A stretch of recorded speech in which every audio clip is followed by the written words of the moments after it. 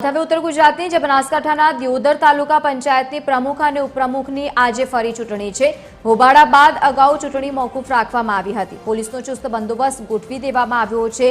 ચૂંટણી જે પ્રમાણે યોજવામાં આવી છે, દિયોદર પ્રાંત કચેરી ખાતે પોલીસનો કડક બંદોબસ્ત છે। તાલુકા પંચાયતમાં કોંગ્રેસના 12 અને ભાજપના 10 સભ્યો, બંને પક્ષના એક મહિલા સભ્ય સગર્ભા હોવાથી એમ્બ્યુલન્સની પણ વ્યવસ્થા કરવામાં આવી છે। ચૂંટણી અધિકારીની અધ્યક્ષતામાં સામાન્ય સભામાં प्रमुख और उपप्रमुखनी थशे पसंदगी।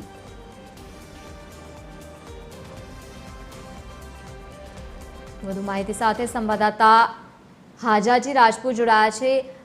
આજે ફરી એકવાર ચૂંટણીનું આયોજન છે, શું વધુ માહિતી, કેવો માહોલ છે ત્યાં? જી ચોક્કસ મોહિની, આપણે જણાવ્યું કે બનાસકાંઠા વાવથરા જિલ્લાના દિયોદર તાલુકા પંચાયતની ચૂંટણી યોજાવાની હતી, પણ જે 62 કુર્સી બબાલ બાદ ચૂંટણી મોકૂફ રાખવાની અને ફરી પાછી આજે 27 તારીખે ચૂંટણી યોજવાની તારીખ આપવામાં હતી। ત્યારે આજે ફરી આજે પ્રમુખ અને ઉપપ્રમુખની બંનેની આજે ચૂંટણી થશે, જેને લઈ અને અત્યારે ત્યાં આગળ તો દિયોદરની અંદર જે પ્રાંત કચેરી ખાતે જે ચૂંટણી યોજાવાની છે પ્રમુખ અને ઉપપ્રમુખની, અને જેને લઈને અત્યારે પોલીસ કાફલાનો ચુસ્ત બંદોબસ્ત ગોઠવ્યો છે। એટલે પોલીસનો મોટા પ્રમાણમાં કાફલો ગોઠવ્યો છે કે જે અગાઉ જે માથાકૂટ થઈ હતી, જેને લઈને કલેક્ટર ઉપર જે ઝપાઝપાઈ થઈ હતી, જેને લઈને 10 લોકો નામ જોગ ફરિયાદ નોંધવામાં આવી હતી અને 60 થી વધુ થોડા સમય ફરિયાદ હોય, અને ત્યારબાદ આજ ફરીથી આજે પ્રમુખ અને ઉપપ્રમુખની જ્યારે ચૂંટણી યોજાવાની છે, જેને લઈને ચૂંટણીનો માહોલ પણ ગરમાયો છે।